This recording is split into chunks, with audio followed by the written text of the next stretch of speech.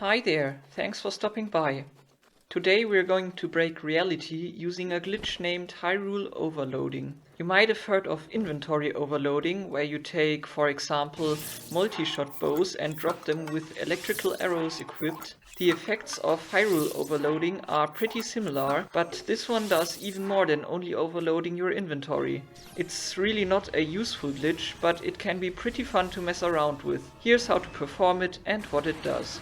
First, defeat Ganon as usual.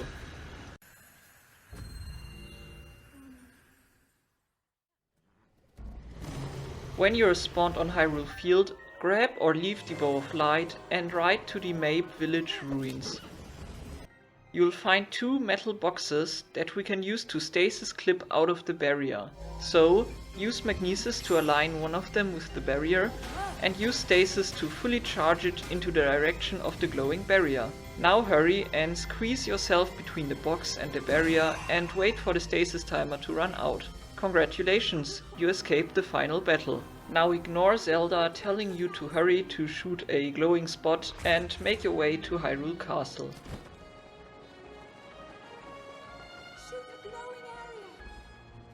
Head to any location inside of the castle that connects the inside and the outside, for example the dining room. If Ganon despawns as soon as you enter the interior, you're fine. But if not, head further inside until his health bar disappears and the castle music starts playing. Okay, now we can start doing the tedious part. Make him despawn and respawn around 175 times. It might depend how much you need, but 175 is a good estimate. To do this, walk out again and wait for him to spawn and then walk back inside to despawn him. Now have fun walking in and out for the next 30 minutes. Especially the last 20 times, you will need to walk away a bit further than just going right outside of the dining hall.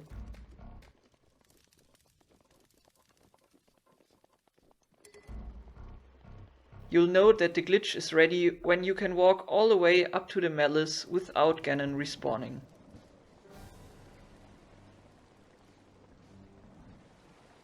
If you stop too soon, the major effects of the glitch will not be present, so if you really want to try it out, go and overload it to the maximum. Some of the things you might already notice while you are running in and out is that the towers begin to despawn and that you have the effects of inventory overloading. But why is this happening? Basically, when unloading Ganon, not everything related to him is unloaded. So every time you repeat this, you occupy a bit more of the game's memory, and eventually the game can't load some of the objects in the world anymore, including Ganon himself. Now you should be ready to leave the castle. If you approach the battlefield, Ganon should not be there and the barrier should be invisible.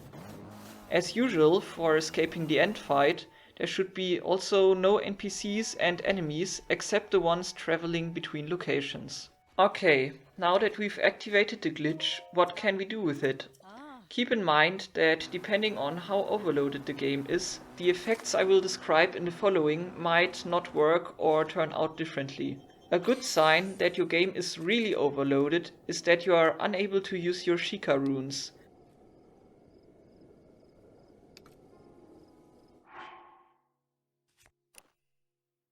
Maybe a small tip here. Don't use any other items to overload the game like campfires, items, horses or multi-shot bows.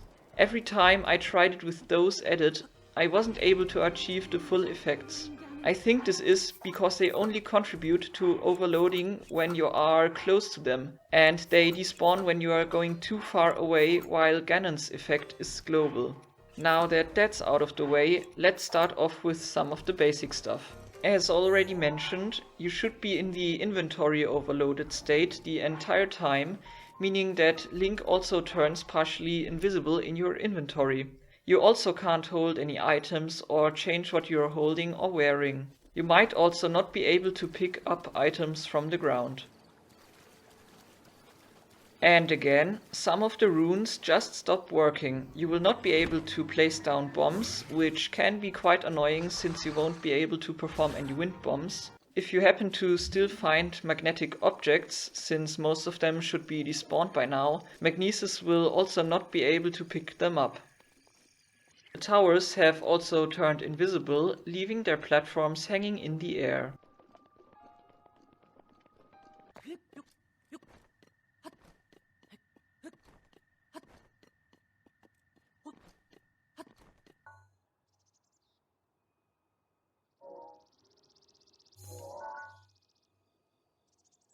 Depending on how overloaded your game is, you might also get the low poly version of them.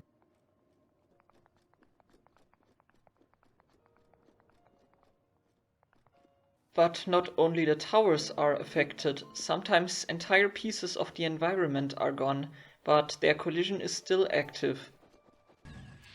And of course you can still use the Bow of Light.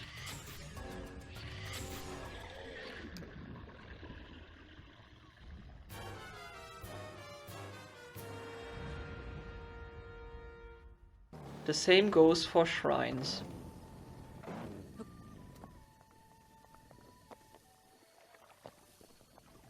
Also, the goddess statues get unloaded. Here are the ones from the plateau and Zora's domain. Speaking of the domain, we sadly can't take Dorothine's place since there is an invisible barrier surrounding it. But be careful, if you didn't overload the game enough so that the statues are still there, you can softlock yourself by talking to them. And the pedestal in the Shrine of Resurrection is also not there. Basically, pretty much every object you can interact with gets unloaded. You get the idea. A fun thing about the trees is that if you hit them, they will simply disappear. I'm not entirely sure, but I think every time you do this, the game overloads a bit more so that you can use this to overload the game locally to cause other things to happen. Just being at certain locations can also sometimes be enough to overload the game to the maximum. Many of the colliders that check if Link crosses a certain border or area are also unloaded. This includes the following. The collider that checks if Link wears the Gerudo outfit is not there anymore. This means that we can enter the town as a man.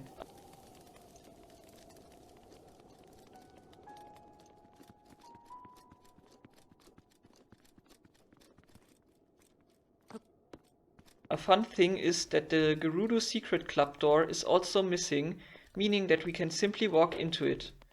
But be careful, if you haven't unloaded enough, the barrier still exists and the Gerudo warriors will appear out of thin air and throw you out. If you unload only a bit more so that the collider is still there but the warriors are unloaded and you enter the town, you will have your game softlocked. The bottomless pits aren't that bottomless anymore. If you jump down the big gap between Hyrule and the lands beyond, you will be able to fall right through and land below the fog.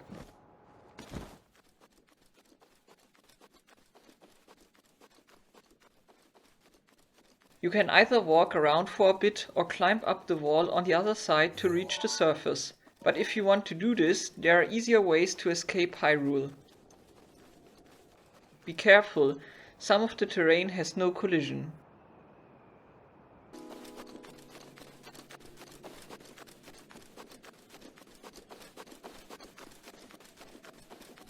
Also, don't walk too far in the direction of the Akkala region, since you will be trapped in a voiding out loop.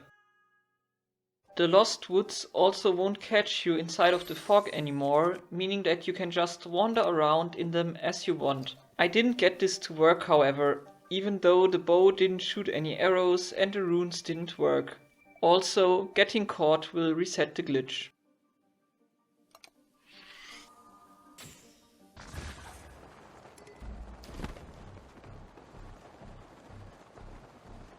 If you usually get too close to a divine beast, it will reset your position to further away, or if you've played the DLC, ask you if you want to fight the Blight again. If you've unloaded enough, you can simply walk to the beast. If not, and you decide to refight the Blight, the glitch will also reset. I sadly didn't get this to work either.